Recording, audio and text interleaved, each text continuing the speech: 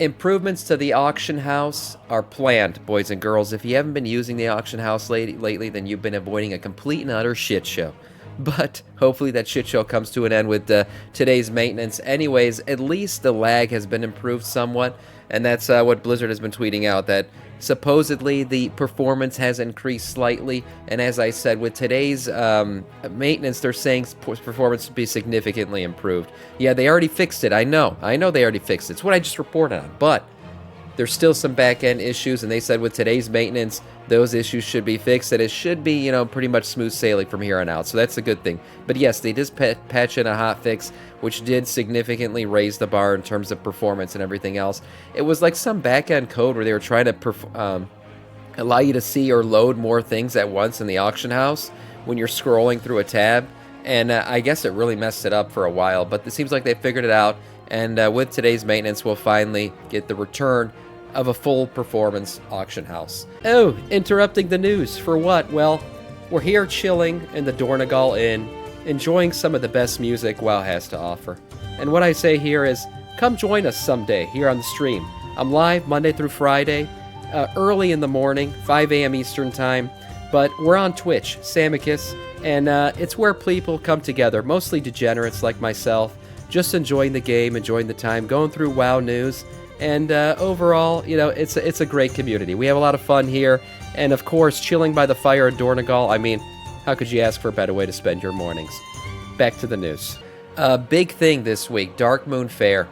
The Darkmoon Faire is back for the first time in the War Within, and you're probably going to want to do it because right now, whether you're leveling or grinding reputations, we all have reasons to get those Darkmoon Faire buffs. So if you don't know what the Darkmoon Faire is, it's a little carnival that pops up here and there. You could go to it whether you're in Elwyn Forest. I don't know where the hell it is for the Horde, honestly. I haven't played Horde. But you can go do those things and run around and get yourself a buff. Now, what is that buff exactly? Well, in terms of, it's the it's the reputation and significant buff to XP, 10%. Darkmoon Top Hat is what you're going to want to get. You buy it, you ride one of the rides, and you can go ahead and get that buff. Again, even if you're cap level, reputation right now, grinding out renown is something that everyone's doing, and you're going to want to do it. So get that Top Hat on, ride a ride, you'll get 10% experience buff, and that'll last till the duration of the Darkmoon Faire, so keep doing it. Keep grinding that shit out. I'll probably do it today before we finish out our leveling. Yes, I'm not cap level. I know I'm not cap level yet, but I will get there. Okay, I've been enjoying the process. Leave me alone. Weekly Epic Battleground PvP quests, rewards, and reputation. So if you're a PvPer, the 5 of you out there to actually PvP in this game, you can get some quick rep and some points out of nowhere here. Just doing this quest every week. So here it is. The Persevering in War quest is a once-a-week quest that'll help you earn 1,500 honor. Sorry, all you have to do is get that. And you can get yourself 100 reputation for all Khazalgar factions, along with bonus armor if you do this. So earning 1,500 honor, it's not hard. You can do it even if you're not a PvP or just participate in the match. You don't have to win the match to get the honor. And then by completing that, as I said, you get 100 reputation to any Khazalgar faction you want. So that's a pretty good little bonus there for anyone who's also grinding out rep. Also, don't forget, get that Darkmoon Faire buff. Up that by 10. Hey, why not? 10% buff there. So getting all this stuff done this week's pretty good. Comp Stomp this week too. Yeah, nice. Great for PvPers too. The Comp Stomp is a fun thing for people to do. One really cool thing, skywriting. We know skywriting. We love skywriting. It came from Dragonflight. The best thing to come out of Dragonflight, honestly. Well, you can use the races to go ahead and gear yourself out. Now, you're asking, Sam, what are you talking about? Gearing myself out with dragon riding races? What is this, man lost his mind? No. Listen to me. You can get yourself resonance crystals through these things and essentially use the renown gear to gear the hell out in the game right now. So early gear, such as, this nice little hood here, which is a 584 item level, costs 2,600 resonance crystals, with later pieces costing 3,900. So that's a pretty good eye level, but you're going to need a lot of resonance crystals. So how do you get these? The answer? Dragon riding. That's right. Doing these races, these sky riding races. The first time you get gold on each character, you will earn 95 resonance crystals. So with 3 courses per zone, right, and 3 difficulties per zone, That's 6 races that you can get gold in per zone.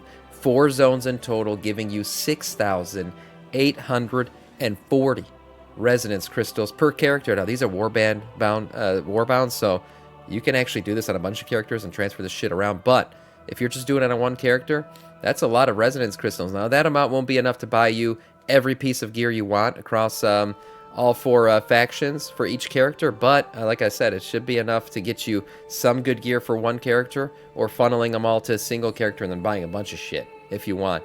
Yeah, will they nerf it? Maybe, because it is a pretty good way right now to really just grind this shit out, but it does take some skill. It's not just a mindless thing. You got to get yourself gold. So you're going to have to, grind it out a little bit and work on it and get yourself those golds. And hey, why not get yourself some resonance crystals? There's also a ton of mounts to be had. I mean, even if you don't need gear, the mounts and the transmogs and everything else that you can get from all this renowned gear, it's still a fun thing to do and a good way to get some crystals. Speaking of transmog, do you guys like the little torchy boy that you can get while you're questing? The problem is, in Hallowfall, when you complete the quest, Sojourner of Hallowfall, it's called the Blades of Arathi, I believe. Whatever it was the Blades of Arathi quest. When you're doing the storyline, you did that quest, and you got to get this torch transmog, but you had to pick. Do you want the lit one? Do you want the unlit one? Now, I don't know who the hell would pick the unlit one over the lit one. You're insane if you did. But if you did, and you regret that decision, you can still do the Sojourner of Hallowfall quest and go ahead and get the other one. So there is obviously other ways to do this. You can run it on an alt and do the quest again and get the other transmog.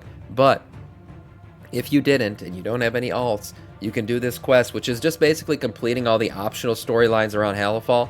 You can get the other version of this, which is the unlit version. Again, who the hell picked this over this? What is wrong with you? What is wrong with you? Just go to, a psychiatrist is what you probably need rather than completing this quest. But anyways, moving on. This mount is unbelievable. You must have it. I must have it. We must all have it. It's a beastie boy. Now, there are variations of this coming in the raid, but if you're not a raider, or if you just don't want to wait that long, you might be able to get this boy right now. That's right. The way you do it, you start this quest by killing Takatha, okay, or Takatha, whatever his name is, a rare elite in Ash-Kahet. He will give you a vial of blood, and once you're renowned 4, you can go ahead and start doing this stuff, doing this quest line. It's a long quest line that requires you to collect a bunch of things, and what you can actually do is use the follower dungeons to complete this quest at a rapid pace. So really the way this quest is laid out is you're going to have to do a ton of grinding. 1,500 Neruba Chitin, 1,000 Nerubian Venom, and 500 Nerubian Blood. These are the things you're going to need to complete some of these quests. The best thing is, you can use follower dungeons to get this stuff done. That's right. Going through the follower dungeons in Ash-Kahet will be able to get this done. So what you're going to want to do is start this quest. First, you're going to have to kill the elite, get the vial of blood. Once you get the vial of blood, you can start the quest line. When you start the quest line, for the Chintin, you're going to want to run Arakara, resetting the instance at the second boss every time. So run it with followers. Yeah, Chitin. Okay, Chitin. Chintin, Chitin. It's all the same shit. Running it to the second boss and then resetting it every time. Then for the Venom, you're going to want to run City of Threads, resetting it at the first boss 19 times. And then finally, go back to Arakara for the Blood and run it 5 times to the finish with the followers. And basically, with the followers, you get to loot everything, so that's really nice. And finally, you will have yourself the Beastie Boy. That's right, the big Beastie Boy. This is a really nice looking mount, in my opinion. It's a nice one. And like I said, you can solo the entire thing, whereas before you probably would have needed to obviously just wipe out the entire zone, scourging that place, or running these instances by yourself over and over again. But the nice thing is with follower dungeons, you can get this thing completely done solo. So that's pretty nice. Again, there are color variations of this coming, as I said before. For the normal and mythic versions of the raid, you'll be able to get these boys. Really, really nice variations, obviously. But for those peasants out there who aren't worried about raiding, this is a really nice one to have, and one that you can get completely on your own. It's shitting, huh? Oh, we all got different ways to say it now. Chitin? I don't know. But either way, nice mount and a nice way to get it, of course.